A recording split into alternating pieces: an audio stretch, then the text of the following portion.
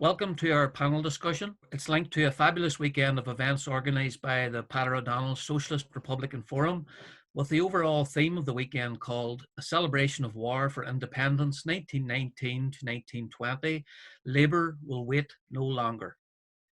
As a lifelong trade unionist and campaign activist, I'm honoured to be chairing our panel discussion entitled International Context of the War During That Period and the Global Impact that it had on the British Empire in particular. It is important to remember and to celebrate, but it's just as important, I think, to analyse the impact of this important revolutionary period in Ireland and the struggle against imperialism. And I, for one, certainly look forward to expanding my knowledge and my understanding of the Tan War period of our history from an international context. So we have four great speakers here today, lined up to discuss the international context of the war and the global impact that our wee island has had on the worldwide struggle against imperialism and against the empire. So without any further ado, I will introduce the first speaker, and he is Vijay Prashad, and he's the director of Tricontinental Institute for Social Research. He's the chief editor of LeftWord books and chief correspondent of Globetrotter. His latest book is Washington Bullets, A History of the CIA, Coups and Assassinations, which was just released this year, with a preface by Evo Morales-Ama. Thank you, Vijay. Thanks a lot for having me. It's a great pleasure. Well, Brian, I wanted to start with Lenin, unusual place to begin, because, you know, Lenin in 1913 wrote an essay which generally is not anthologized, not very well known. The essay is called Backward Europe, Advanced Asia. Remember, it's written in 1913, and what Lenin says in this essay is he says, listen, comrades and friends, those of you who are in Europe, in Russia, listen to this. In Mexico, they just had a revolution in 1911. In Iran, they've just had a revolution in 1911. In China, they've just had a revolution in 1911. Now, when he says advanced Asia, you have to understand that this is Lenin, and for him, Asia is synonymous with the colonized world. So he throws in Mexico. I mean, Lenin knows that Mexico is not in Asia, but he's talking about the colonized world. And he says, now, comrades, take some cognizance of this. Pay attention to the fact that there are these uprisings in these peasant countries against imperialism. And imperialism is a world system. What are you doing inside Europe? He asks. Backward Europe. Why have you not risen up? It's a very important essay. It comes during this period, the lead up to World War I, what becomes known as World War I, not at the time known as World War I. So the lead up to that war, and he says there's something significant because the working class in Europe is not able to move as swiftly as it must to overcome capitalism at the heart of the imperialist system. But look elsewhere. And it's based on this very clear understanding from Lenin that it's Lenin who welcomes the Easter Rising in 1916, when many of his social democratic comrades around the world are befuddled by it and they think, oh, it's a minor thing. It's a nationalist skirmish. And Lenin says the national question in the context of imperialism must not be underestimated. The fight for national self-determination, he writes in 1915 in his debate with the other social democrat Marxists in Europe, the fight for national self-determination is a core part of the Marxist struggle. And that is why the Easter Rising is fully backed by Lenin, including the Irish War of Independence. This attitude is reciprocated because you may know that James Connolly, before Lenin wrote this essay in 1908, wrote two articles, important articles about the coming revolt in India. And you see, what's important about what Connolly is saying there is Connolly is trying to understand British imperialism on a global scale. This is not a parochial vision of Irish independence or Irish struggle. You have to understand this. From the beginning of this modern Irish struggle for independence, it was internationalist.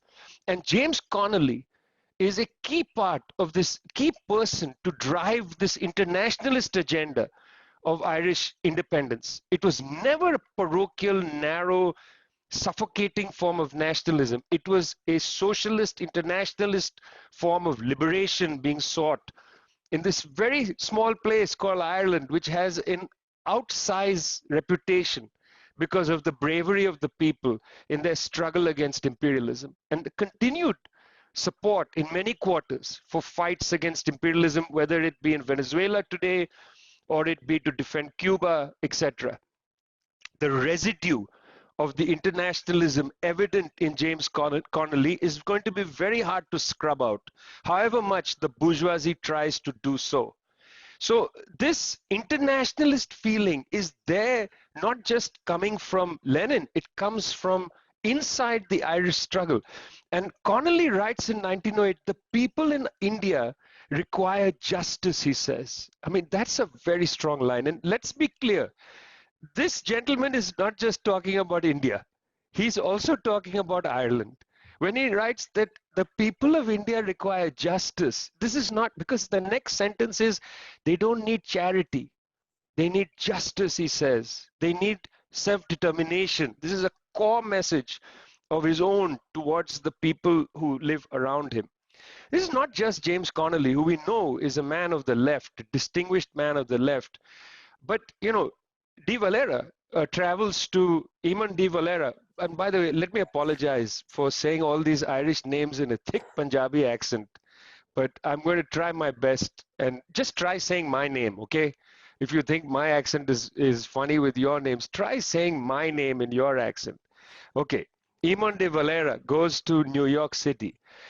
Now, he is invited to give a talk, interestingly, by a group called the Friends for the Freedom of India. And this is in New York in 1920. Friends for the Freedom of India are made up of a group of radicals and civil libertarians, people like Roger Baldwin, and one of my favorite figures in this world, which is Agnes Smedley.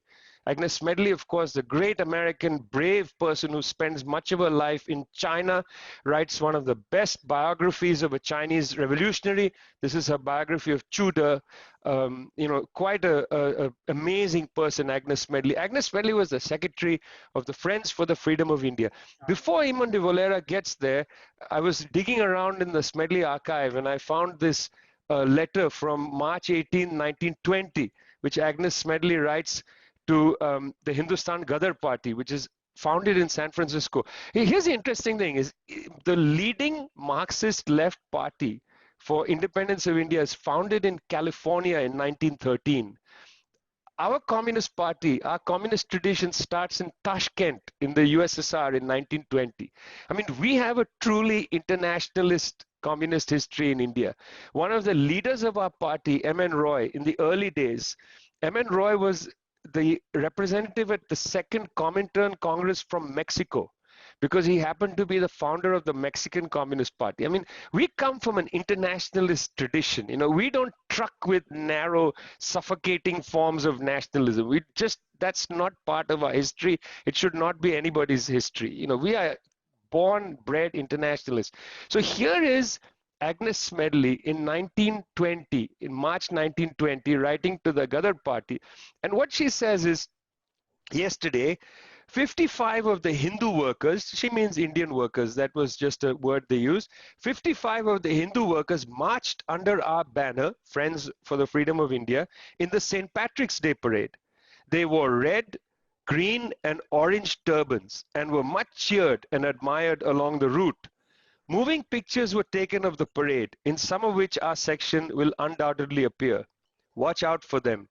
We are all feeling rather tired today after our 5-mile march, but quite happy and cheerful because it was certainly a unique demonstration. Just a little while later, Eamon de Valera gives this talk, which is published later in a text called India and Ireland, published in 1920. In this text, de Valera reflects on a couple of things. One is on the Easter Rising of 1916. The other is on the event at Jallianwala Bagh in Amritsar, where the British fired on a unarmed group of demonstrators who were demonstrating against the rules, the war rules that the British wanted to retain after World War I ended, and killed 300-400 people in cold blood. It turns out, of course, that the man who gave the order for the firing, not General Dyer, who was there in the square, but the Lieutenant Governor of Punjab, was an Irishman, Michael O'Dwyer, who was also Irish. So the question of solidarity was complicated for De Valera, because he's saying, I'm with the people of India in their fight against the British imperialists. But let's not forget that there are these aristocrats and sirs and so on who are on the side of the imperialists. And by the way, De Valera, Michael O'Dwyer was shot to death in London in 1940 by an Indian patriot by the name of Udham Singh. Just as a footnote, be careful which side of history you stand with, people. Be careful. So De Valera writes there that Jallianwala Bagh is significant because that's as much a part of the Irish struggle as the Easter Rising is a part of the Indian struggle, because we are united in fighting against what he called a vampire. The British Empire, De Valera, he said it's a vampire. He said it's a vampire, and I'm going to read this line because it's too good. Vampire fattening itself on the blood of the colonized.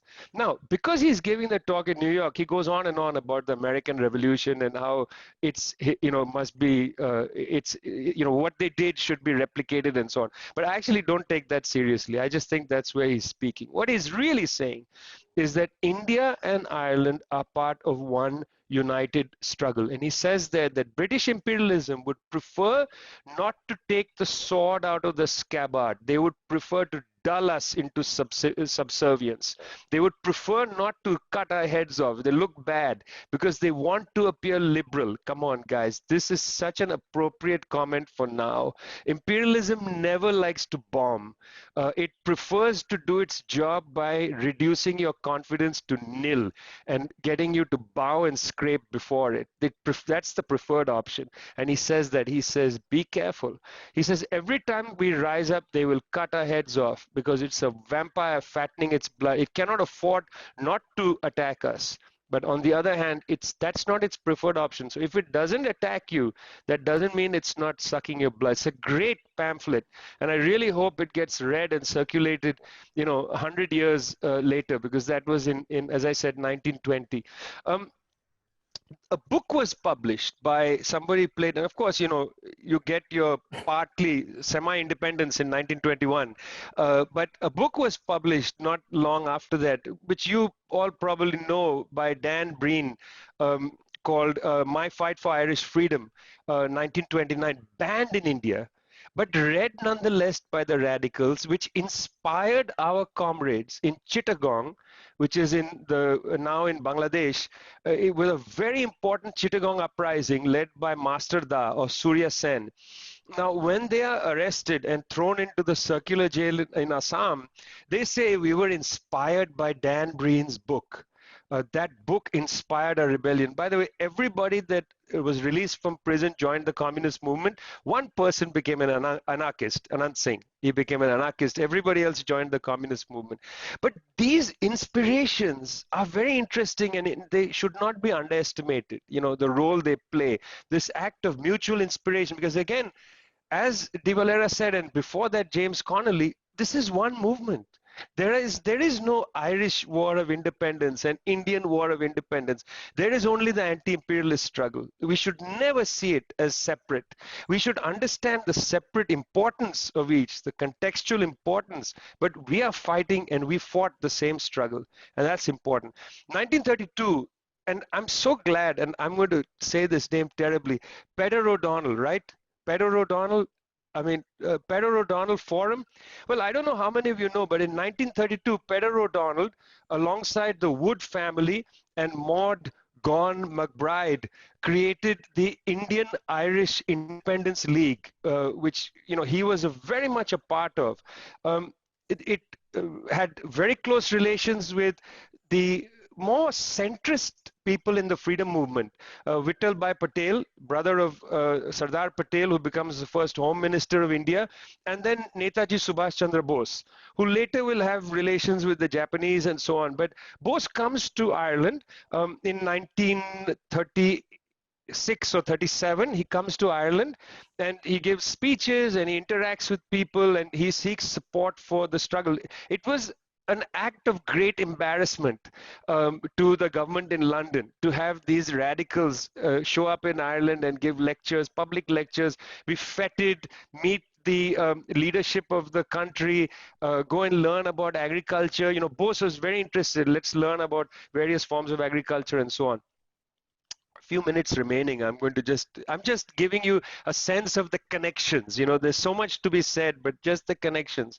Well, in 1948, when he was no longer in power, De Valera goes to India. And I'm not sure how much of that is known. He goes to India and he visits Nehru, and this is in 1948, just months after Indian independence. And then he goes on All India Radio. And I just want to read out as a way to start closing up what he says. He says, for more than 30 years, many of us in Ireland have followed with deepest sympathy the fortunes of the people of India in their efforts to secure freedom. We regard the people of India as co-workers and allies in a common cause, and we rejoiced exceedingly when India's right to independence was fully acknowledged. Let me just repeat this. We regarded the people of India as co-workers and allies in a common cause. It was one struggle against British imperialism. It remains one struggle. There is no struggle of the Venezuelan people. There is no struggle of this, that, and the other. We have one common struggle. We are co-workers and allies in that struggle. Thanks a lot. Thank you, Vijay. Comrade, that was fantastic, excellent. One struggle against imperialism, I think, you know, is really what this is all about.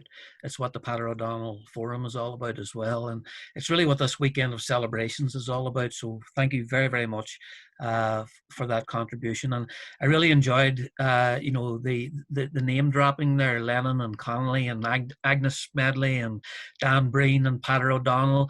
Unfortunately, you kept throwing De Valera into the ring, but anyway, I'll forgive you for that. It's okay, I'll forgive you. Our next speaker is Joe Jameson. Joe's a former trade union research officer, now active in the US anti-war movement. Joe has participated in Irish-American solidarity groups dealing with the conflict in Northern Ireland since the 1970s. Over to you, Joe. My job is to talk about the Irish War of Independence and its impact on the US and Irish America. And to get straight to the point, it had a huge impact. The whole Irish Revolutionary era from 1912 to 22 had a huge impact on the US and on the course of 20th century US history. True, Ireland was a small colonial country on the edge of Europe. And true, the loss of life in the Irish War of Independence was not great compared to other armed conflicts in Irish history. Nevertheless, to again quote Lenin, that supreme realist, he was quite accurate. In July of 1916, he wrote, "A blow against British imperialist bourgeois rule by a rebellion in Ireland is of 100 times greater political significance than a blow of equal weight in Asia or Africa." And that is because he believed it was of greater significance because it was a blow to the heart of the strongest empire. I want to talk about three main things, and even struggling to limit my topic, I had a lot to leave out. One, the Irish struggle and the sympathy and upsurge of political activity it created over here, both at Easter 1916 and during the War of Independence in 1821. In 1918, 1921, among much of the US left and among Irish Americans, created an enormous problem for the administration of Woodrow Wilson.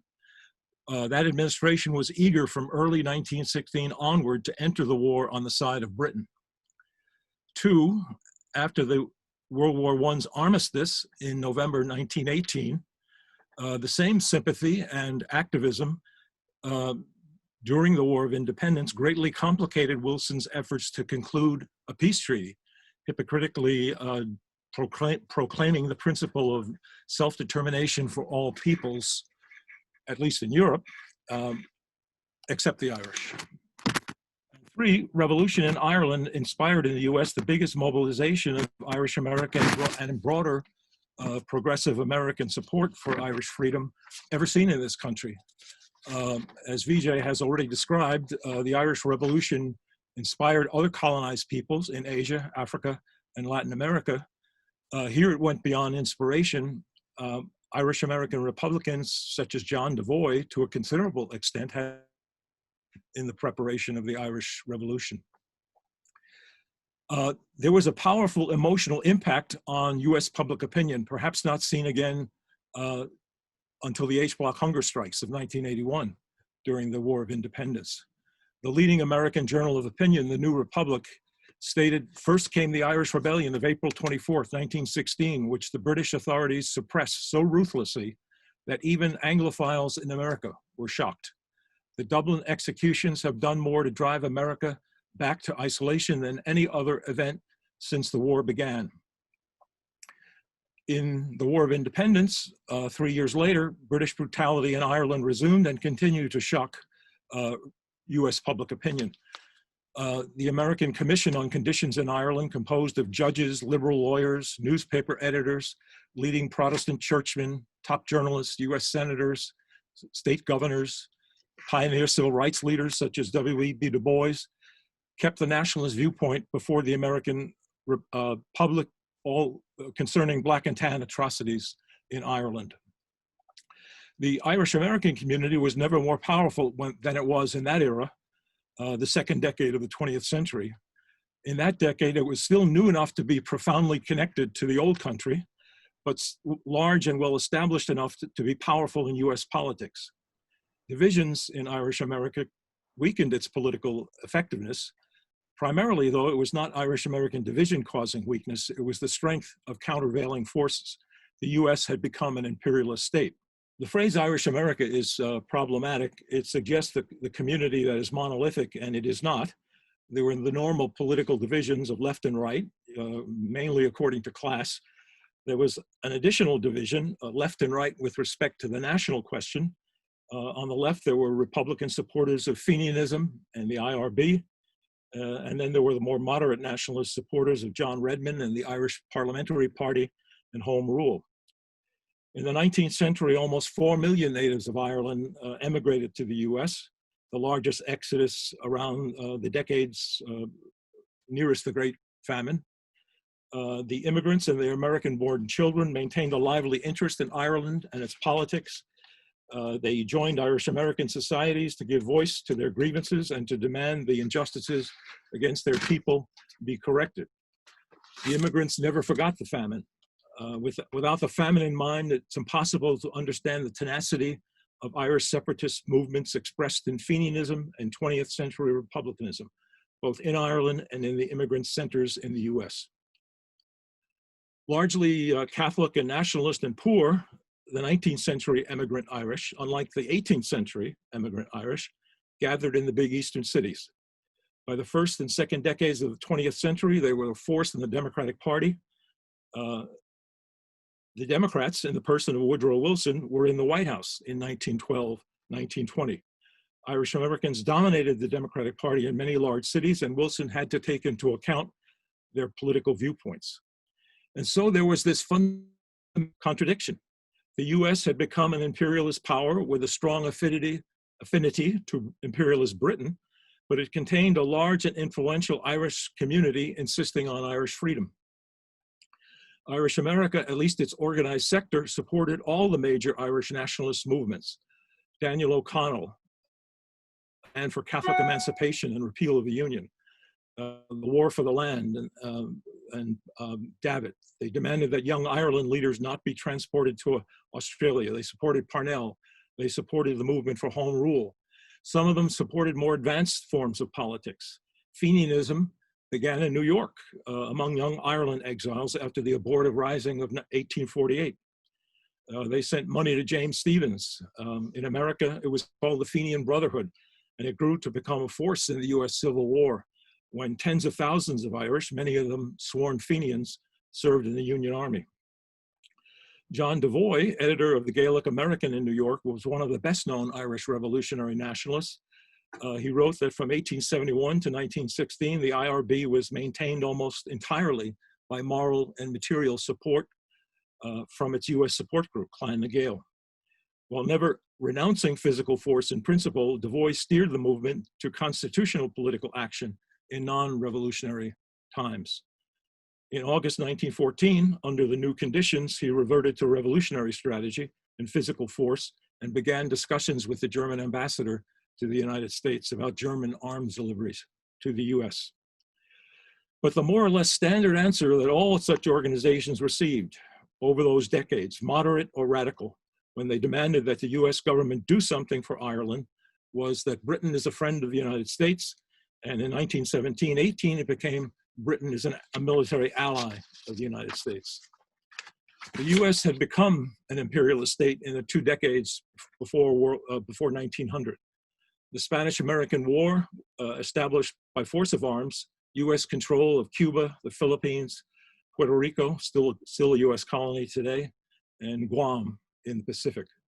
In the Philippines, the US crushed an independence movement in a cruel, bloody counterinsurgency war in which at least 1,000 Filipinos died. Inter-imperialist rivalry was the origin of the First World War, even if its immediate trigger was the assassination of an Austrian archduke or the miscalculation of political leaders. Thus, 2 coalitions of great powers fought it out in 1914, 1918, one led by Britain in relative decline, but still powerful, one led by Germany, rising industrially, but arriving on the scene too late to have a share in the colonial spoils and seeking, therefore, a redivision of the spoils. A big question was, or perhaps the big question, how would a rising US imperialism choose? A US imperialism that had large constituencies of Irish, Germans, Midwestern isolationists, and others who bitterly opposed US entry into the war. Why did Woolston decide to enter the war on the side of Britain? There were subjective factors, for example, the Anglophilia of Woolston and his key advisors. Woolston grew up in a post-US Civil War US South and acquired much of the racist prejudices of that time and place. His parents were slaveholders. An intellectual, as president of Princeton University, he denied admission to Black applicants of that university. As US president, he resegregated the US Armed Forces. He took British statesmen as his model and the British Constitution as his model of government. But objective factors were far more important. Many US corporations grew fat from the war contracts with Britain and France in 1914 and 15. In the end, Wall Street interests were decisive. The house of J.P. Morgan, the most powerful bank on Wall Street, offered assistance to the wartime financing of Britain and France, and from 1914 until US entry into the war in 1917. By early 1916, these Wall Street interests had prevailed.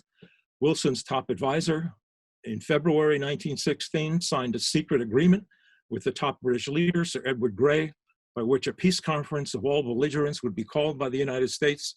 Germany would be invited if it refused to participate, or if it refused to abide by its decisions, the US would enter the war against Germany. There were 2 basic trends in organized Irish America. The first was typified by Judge Daniel Cohalan of the Friends of Irish Freedom. It accepted the assumptions and outlook of American imperialism. In an astonishing petition to President Wilson, Judge Cohalan and his associates expressed the hope that, like Cuba, Ireland will be made free by the action of America. Since acquiring, quote unquote, Cuba from Spain in 1898, the US had militarily occupied Cuba twice.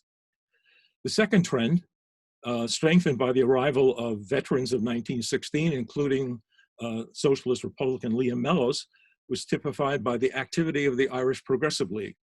The IPL hailed both the Irish Revolution and the Bolshevik Revolution and saw its allies on the left, not in the Wilson administration.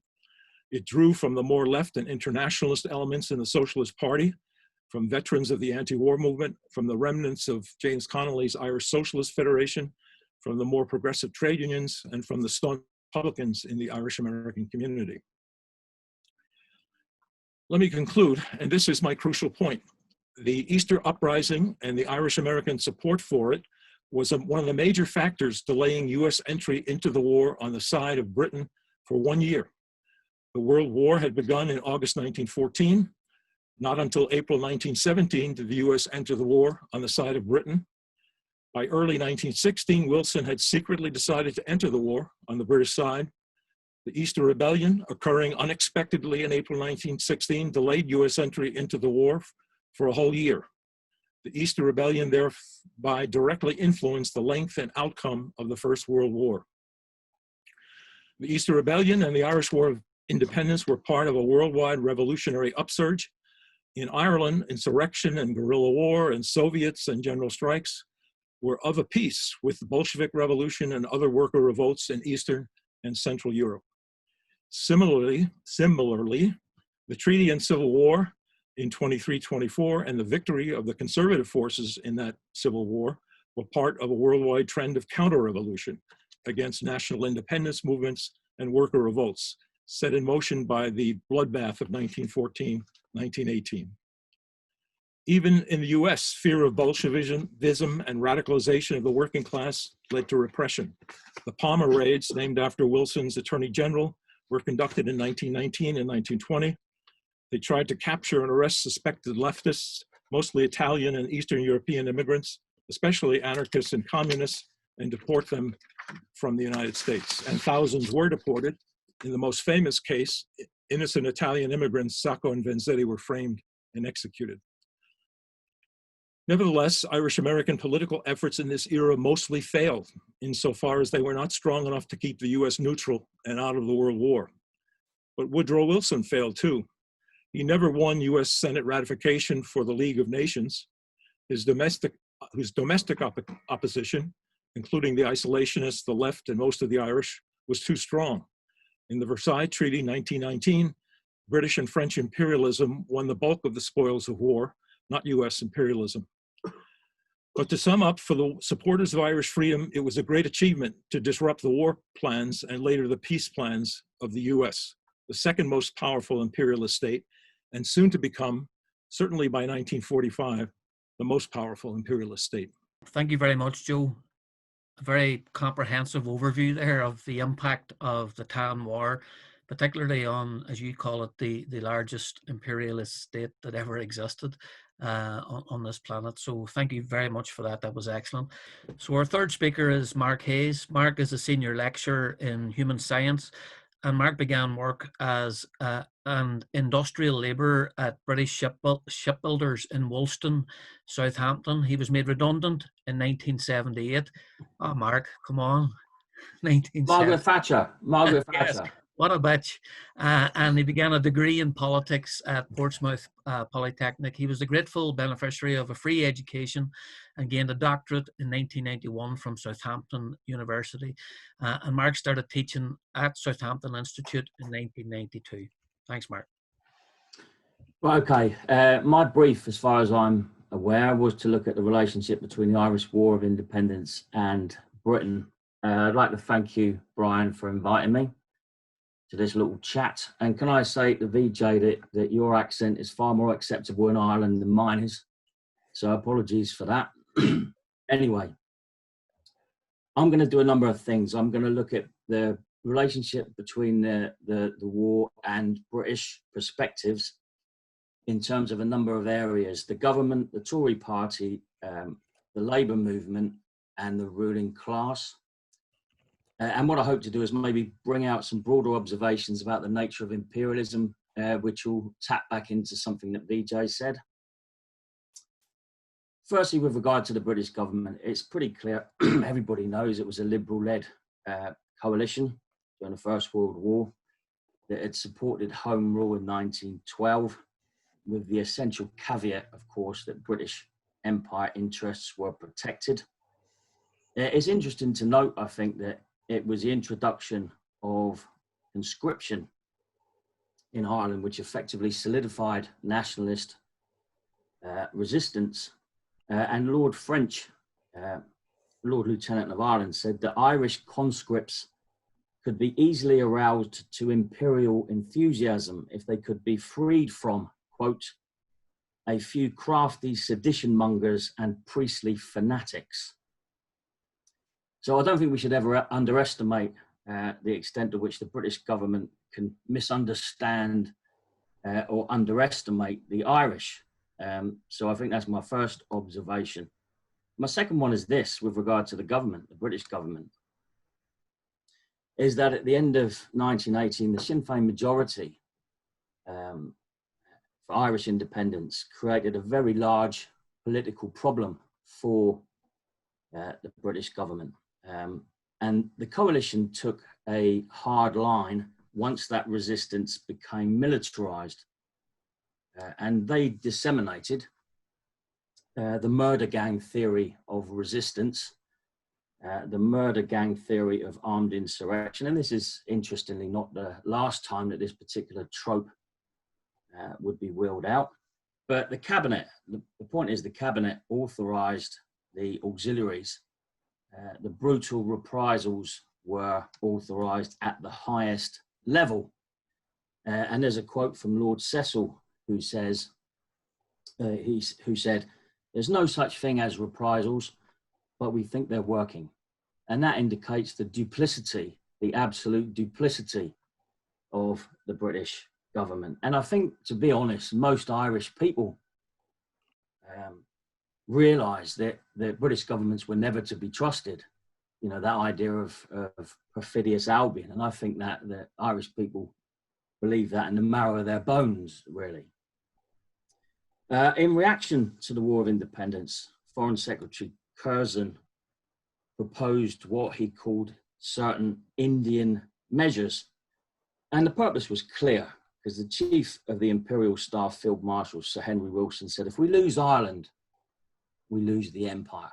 So they realized that this was pretty profound, hence the imposition of the Restoration of Order Act in 1920, which led to military courts, internment, the death penalty, etc., and so on. And all of this would have been very familiar to the rest of the empire. Clearly, the initial reflex with regard to the government was coercion, and the RIC, the auxiliaries, were the cutting edge of that counterinsurgency. It's worth quoting in this context as well one General Sir Neville Macready, Commander-in-Chief in Ireland, who said he loathed the Irish, quote, with a depth greater than the sea and more violent than I feel against the Boche. So clearly, ignorance, prejudice, racism, etc., was characteristic in terms of qualities around in Westminster at the time. Lloyd George himself said that after a century of Irish representation at Westminster, service in the British Army, loyalty to the Crown, and the geographical proximity, the claim of independence was like the southern states attempting to leave the USA. So the government took that position, and the Anglo-Irish Treaty, I think, was a pragmatic response by the British government to a guerrilla war they realized they could not win. And of course, the democratic mandate established by Sinn Féin. As usual, the characteristic in terms of the British government was to divide and rule. Collins's emphasis, I think, on a staging post and the greatest measure of freedom available at the time. Well, I think that you might argue that that was an understandable position, but it proved to be a delusion. He was duped by the British, I think. But I think we have to remember that that deal was made under the most severe duress, under the threat of an immediate and terrible war. But it wouldn't be the last time that I think emissaries from the Republican movement were outmaneuvered in Downing Street. So Dominion status within the empire meant, of course, the oath of allegiance, agreeing to contribute to paying off the national debt, treaty ports, and of course, most significantly perhaps, the loss of the North. It was interesting that the treaty, there was no specification about who was to decide in cases of a dispute over free state powers. Obligations, of course, were precisely worded, but liberties were ambiguous and open to interpretation. Since the treaty was passed by the British Parliament, it's logical to assume, I think, that that body would ultimately decide. I think one of the key aspects here is economic, in actual fact. The original financial claim on Ireland was to help service the UK debt. And it was said that this would happen in a proportion that was fair and equitable. This liability was waived or substantially reduced in a subsequent financial agreement signed in 1925. In effect, the Free State was saved from insolvency, but this financial package was acceded to at the expense of the Free State relinquishing two critical aspirations. The first was the redrawing of the northern boundary, and the second was protection of Catholic rights in the north. In effect, talk of the Boundary Commission and unity was ditched, and Catholics were abandoned to a sectarian state in the north. So the Government of Ireland Act, the Anglo-Irish Treaty, were part of a diplomatic compromise the British were willing to accept. There was no national liberation, no national self-determination, and the Free State was integrated into a capitalist framework.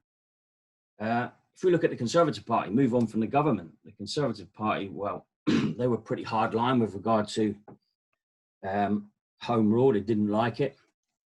Many of them who even were in Lloyd George's cabinet did not like it and were engaged in resistance to that.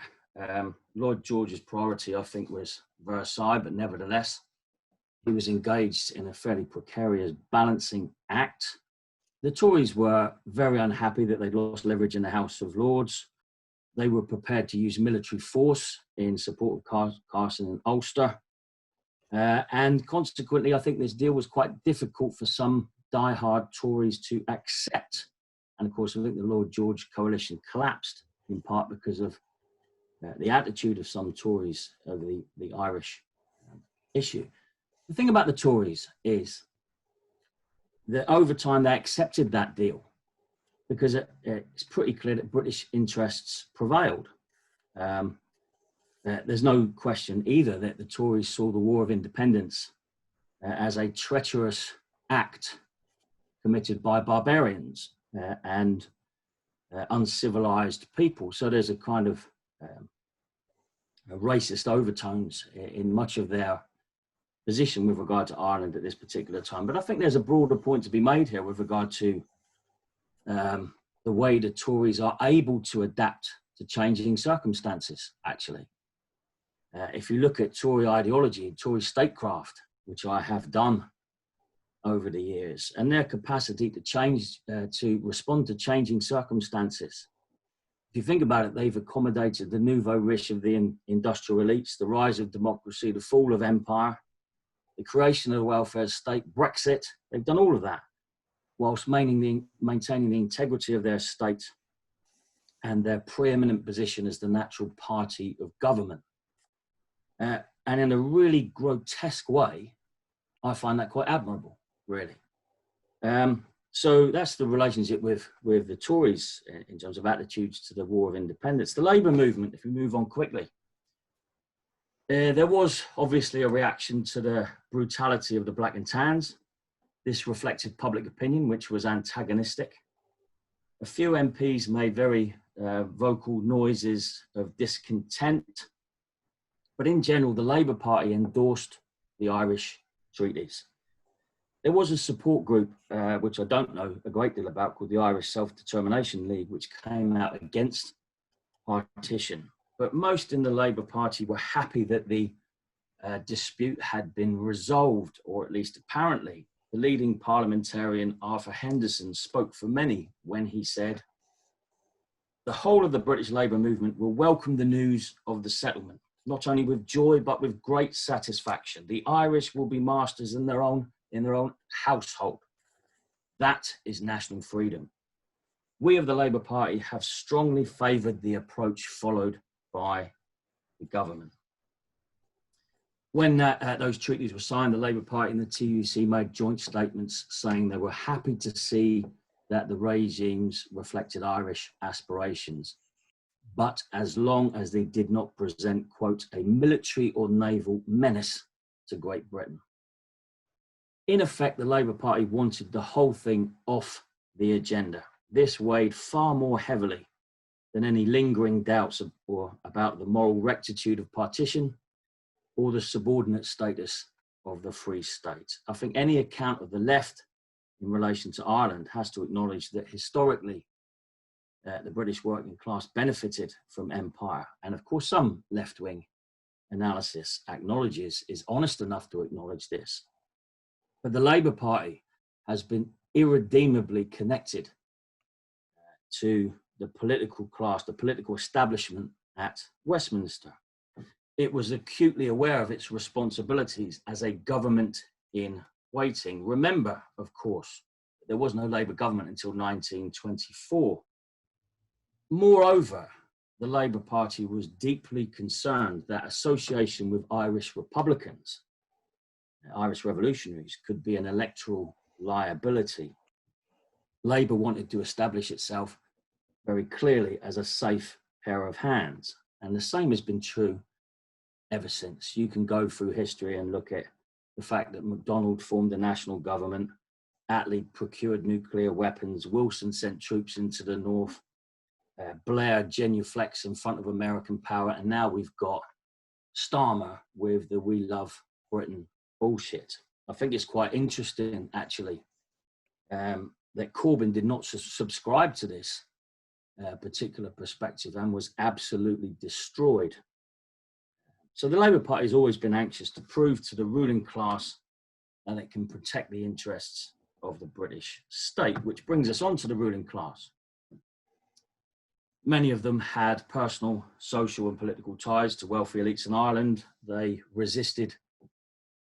They didn't want genuine independence, obviously. And this was based on pretty hard-headed strategic and economic considerations. It's important to remember the history here in terms of conflict with Spain and France, etc., and the profits that were made in the north, the industrialized north, textile, shipbuilding, etc. Hence, Northern Ireland, control over Northern Ireland was to be more direct. I think there's another thing with regard to the British ruling class, and that is they were always conscious of the threat of a good example. And I think this is important. We need to remember that international context that has been mentioned by other contributors here. The fact is, the Bolshevik Revolution, which the British ruling class tried to strangle at birth. There were rebellions in Palestine, India, the Ottoman Mandate territories, Egypt and elsewhere, and there were tanks on the streets of Glasgow. So it was a very serious moment. There's no doubt that the Irish War of Independence was a prototypical repudiation of British rule. That's absolutely clear. Nevertheless, the British were prepared to accept a degree of self-governance. It was tolerated because it did not threaten capitalism. It could be accommodated within the material interests of that class which owns and controls the means of production. So I would suggest, and I'm not a historian of the period, but this would be my reading of it. The Irish War of Independence was a crisis of authority for the British, but not a crisis of power. And I think there's an important conceptual distinction to be made there. Without economic independence, which Connolly sought, any political autonomy was relative, conditional, and contingent.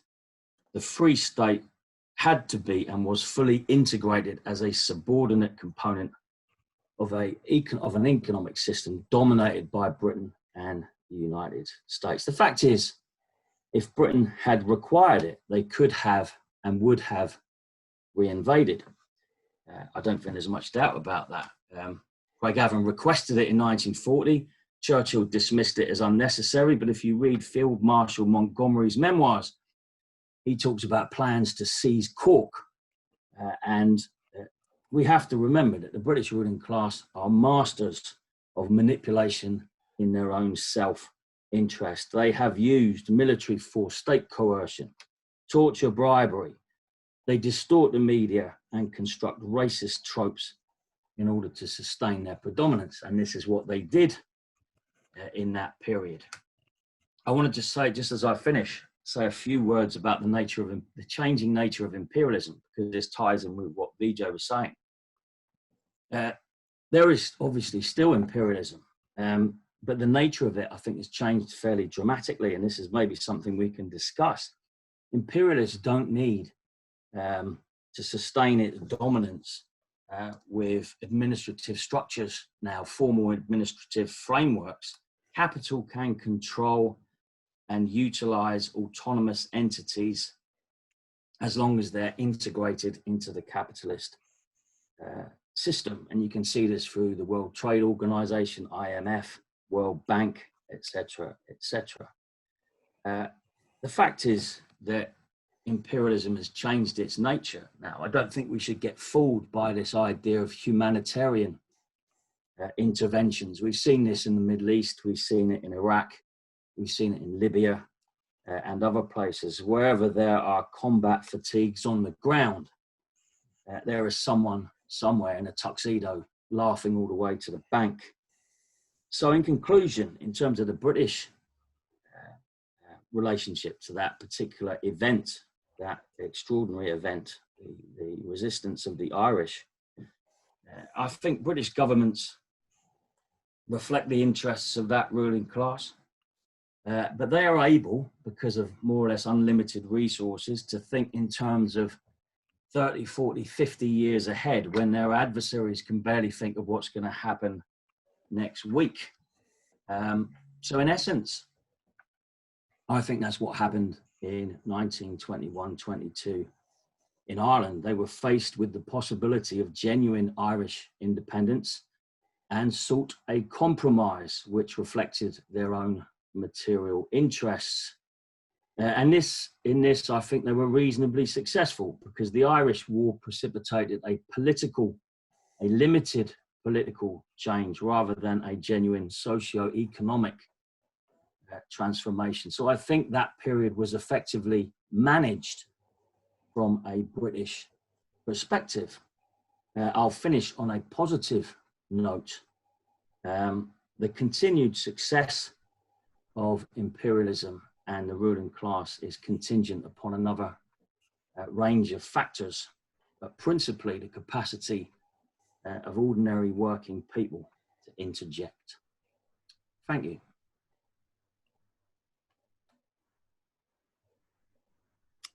Great stuff, Mark. Thanks a million. Fascinating again insight into sort of the British psyche and the imperialism that we've all struggled against, the empire over the course of centuries, so to speak. I just want to say, just in relation to that, Mark, like I was reading some stuff earlier and I came across a quote from the British left-wing Daily Herald of the time, which I think captured the dynamics within which the guerrilla campaign had accelerated. And they say, "This invisible republic exists in the hearts of the men and women of Ireland and wields a moral authority which all the tanks and machine guns of King George cannot command." And I think that quote from a British newspaper is much more solid than anything that the likes of the unionist paper, the Irish Times, the Irish News or whatever at the time were bringing out. So there is positives on both sides as well. And I think we're all in struggle. And it links into what Vijay talked about in India. It links into what Joe talked about in America, and certainly, the same for yourself. And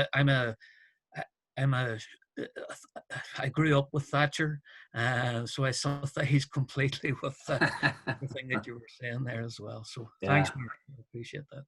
Yes. Our final speaker, our full speaker, is Patricia Campbell. Patricia has been active and isn't active in the trade union movement here in Ireland. Patricia is a Socialist Republican and a member of the steering committee of the Patrick O'Donnell Socialist Republican Forum. Thanks, Patricia. Okay, it's 100 years ago the Irish War for Independence was at its height. And I'm sure in the passage of time, the British Empire, or what's left of it, would prefer we would forget. Not to mention that the establishment in the 26 counties would also wish that we all forget. We haven't forgotten. And I'm delighted to have had the privilege of recently meeting Sean Kelleher, son of the late Tom Kelleher, at Kilmichael, 100 years after his father played a leading role in the revolution. That is how close we are to this part of our history. I would argue that the Irish Revolution played a major part in the demise of the British Empire. It was certainly one of the significant milestones in that empire's decline. Prior to the Rising, the British Empire found itself challenged on the global stage from around the last 25 years of the 19th century. Germany was expanding, having been united in 1870, and close by was the German-speaking Austrian-Hungarian Empire. That formed a huge bloc, a huge power bloc in the centre of Europe. For the last 20 years of the 19th century, the British were constantly watching the economy of the Central Powers expanding. Germany's economy was booming. The British were looking at how many million tons of coal, millions of tons of steel, hundreds and thousands of miles of railway tracks and battleships that the Germans were producing annually. The British were looking over their shoulder at Germany, just like the USA is looking over its shoulder at China today. The high point of the British Empire came just before the First World War, the beginning of the end for Britain as a global superpower. And the reason for that was when the British realised that they couldn't win the First World War without the Americans. The British had to ask for help from the Americans, and that morally weakened them. That was the beginning of the end of its reign as a global power. Remember, prior to that, the British Empire dominated the seas, ruled Britannia, Britannia ruled the waves. I'm sure you all remember that. Its colonies comprised almost 1/4 of the world's area and population. Ireland became another stage in their decline.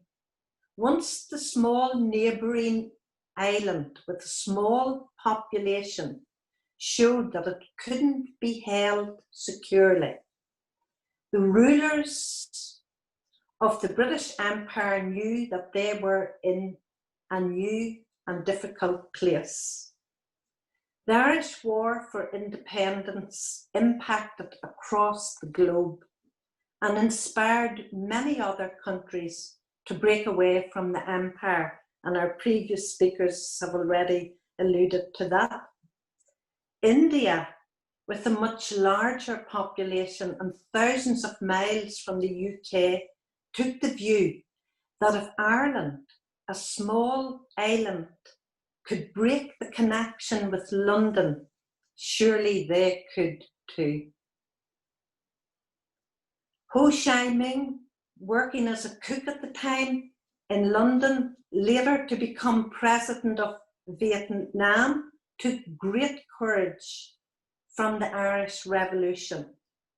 And when Terence McSweeney died on hunger strike, he wrote in his diary, "A nation with such citizens will never surrender."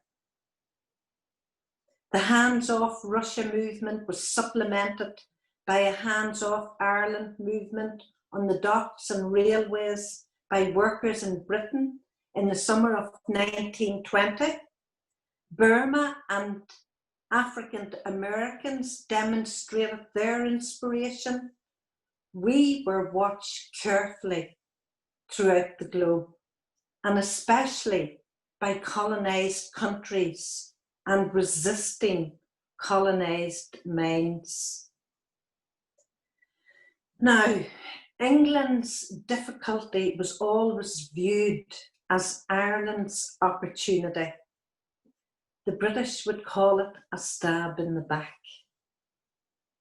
Irish Republicans call it an opportunity to break domination by London. When Britain realised that they couldn't easily occupy and govern Ireland, there was only two ways they could do that, and that is by coercion or by consent. The latter wasn't an option. Following fierce resistance to British brutality and occupation during the Black and Tan War, the British made a calculation that they couldn't hold all of Ireland and that it was better to give a certain amount of autonomy to part of Ireland in order to retain influence within the whole island. Mark has just spoken about that. In order to do that, they identified those who would settle for less. They would identify those dependent on them, those whom they could do business with, the wealthy, the Catholic Church, and that element of the Irish middle class that was to become the blue shirts. This dependency on Britain was clearly demonstrated when they shelled the Four Courts with British artillery in 1922. The British negotiated a treaty that was designed in such a way that would be beneficial to themselves. The alliance of church and state was intended to ensure that Ireland would remain passive, but at the cost of shocking repression, which included abuse of the most vulnerable, women and children, and the poor. It is misleading to believe that Ireland was only and always a Catholic conservative country. There were many radical forward-thinking people at that time. Many of the women in Commonwealth were suffragettes and feminists. The Irish Citizens' Army was one of the first workers' armies in Europe in which women played a full part. A conservative regime was imposed in the wake of the Civil War in order to prevent the rise of the left. We are seeing evidence of the trail of destruction from those years, and now we are finding that new legislation could lock up the truth in relation to what happened in the mother and baby homes for 30 years. Although I believe there will be strong objections to that.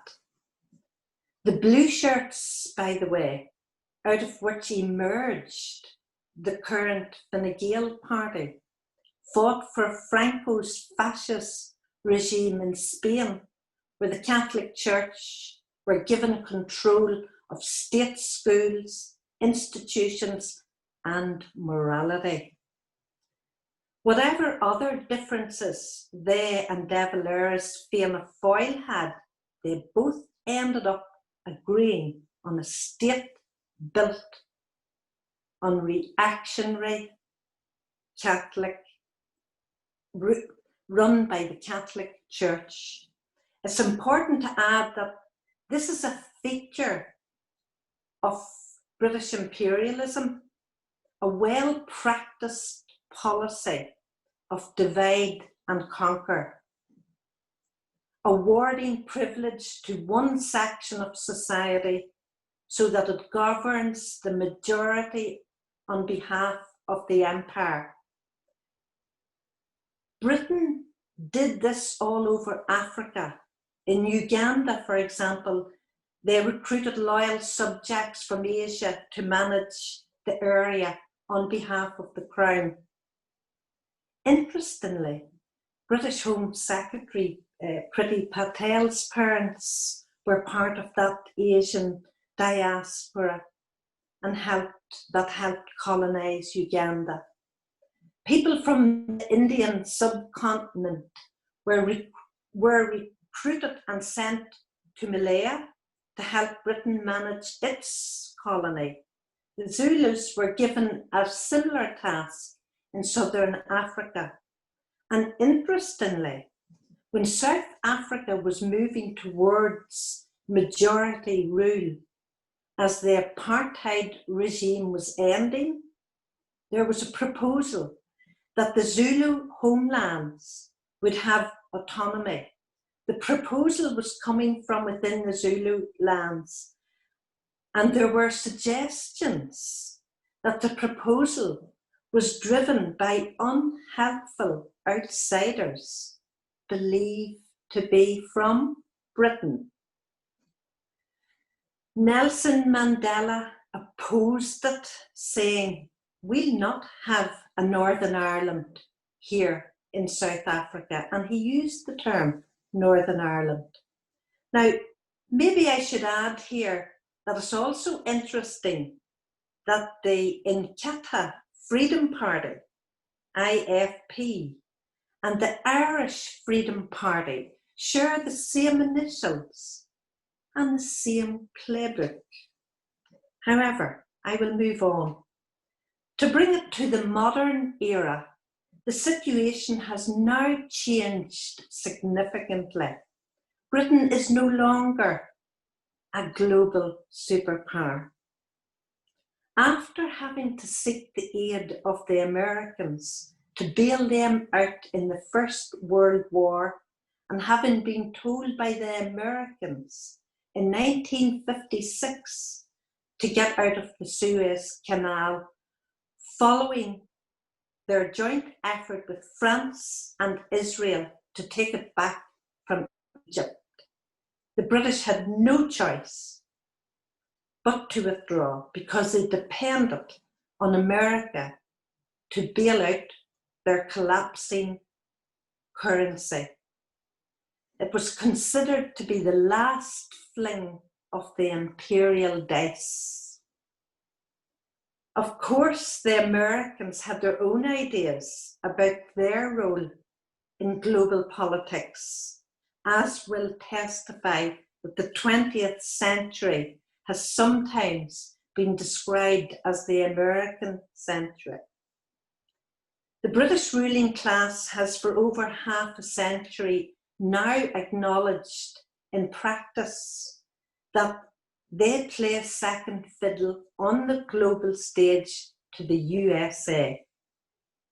When the civil rights movement started in the north of Ireland in 1968, the British were still looking at the world through the lens of the Cold War and the Second World War.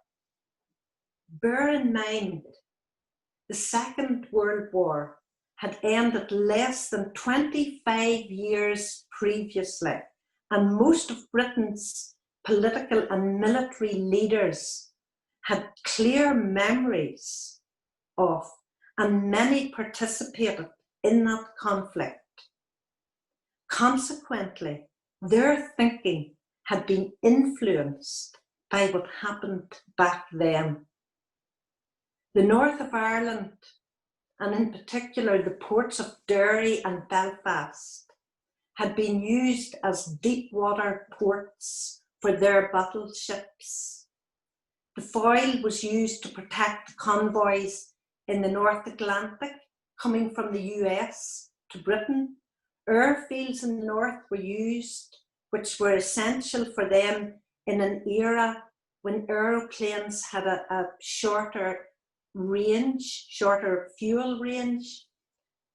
By 1968, the British Empire was still looking at Northern Ireland as an essential region for the protection of its western flank. It still had some global ambitions. It was keeping a foothold in Ireland, not just because of wealth, but for strategic reasons, as well as the continued moral strength the British ruling class derived and still does from the term United Kingdom. They saw Ireland as a stepping stone for potential invaders, especially when they were a superpower and vulnerable to attack.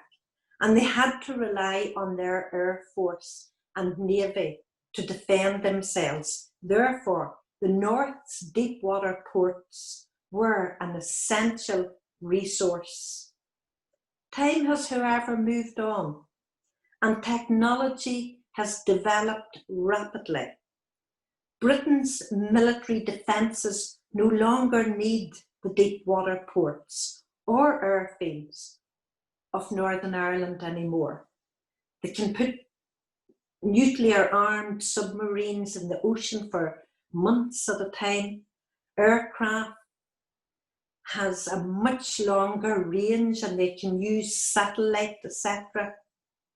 Moreover, Britain isn't the same target as it would have been 50 or 60 years ago.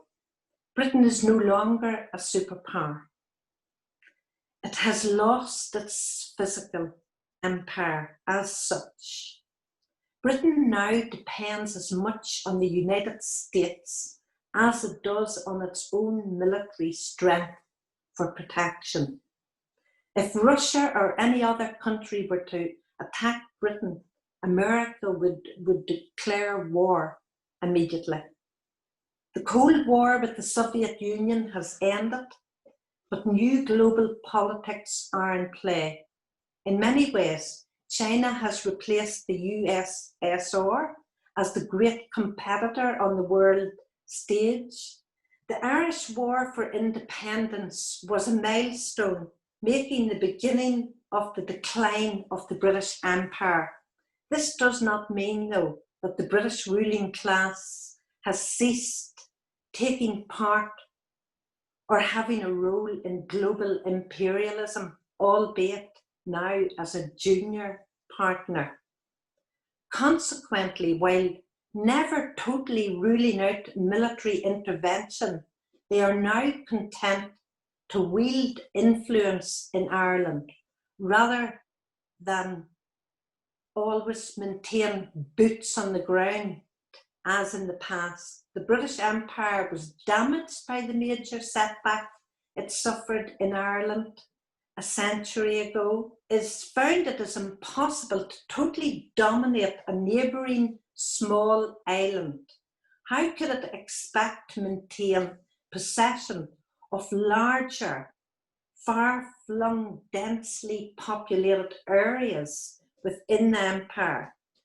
Nevertheless, the British learned to practice an astute and self-serving method of disengaging from empire by leaving regimes conducive to British policy. There is something we have to be aware of today, especially with the ending of partition, re-emerging as a distinct possibility sooner rather than later, creating new relationships within this island. In conclusion, 100 years later, it is as relevant today as it was then to get rid of imperialism from our shores and protect our resources. Our greatest resource is the working people living on this island from all backgrounds, for it is they who will build the nation and protect our spurring mountains, protect our fresh water, and prevent pandemics that have been proven to have its roots in the abuse of nature. It is no coincidence that 100 years ago, all this history happened during a pandemic. One thing that the last 100 years has taught us is that Ireland's national struggle and the class struggle are inseparable from one another. Thank you. Thank you, Patricia. Again, just a very comprehensive overview. Just a slight comment, or one comment just to make on that as well. I mean, the Irish Revolutionary War, you know, it did constitute a political revolution in the form of the transfer of sovereignty from one state to another state through violence. But there was really little evidence, and you touched on this, Patricia, there in your piece, of any social revolution of sorts. So post-independence Ireland could be probably described best as a change of management. You know, it didn't do anything revolutionary, you know, once that period had taken flight. And basically a new elite took over the post-war structures of Irish society, as opposed to a revolutionary reform of society. And that's the one thing I think that you know, that we talk about the blue shirts, we talk about the current civil war parties who have been running the country for the last, you know, since the country was formed, you know, Fianna Fáil and Fine Gael. Nothing has changed effectively. You know, we're still under the jackboot of imperialism, but it's almost Irish government imperialism in hand and glove with multinationals, etc., etc. Well, look, in conclusion, folks, I just want to thank Vijay, Joe, Mark, and Patricia. It's been a fascinating insight, certainly for me, you know, in terms of the international context of the particular War of Independence, the guerrilla war that was fought, which has influenced so many other countries around the world. And it's pretty clear from listening to the four of you that the Irish Revolutionary era had a huge influence in India, America, in Britain, in Russia, in Cuba, in Vietnam, and right across the world. So a small country like Ireland, even if we're still only 26 counties, we'll get there eventually. We will have the 32 by hook or by crook. You know, I just want to say thank you for your contributions, and just comradely salutations and good health to each and every one of you. Thanks, comrades.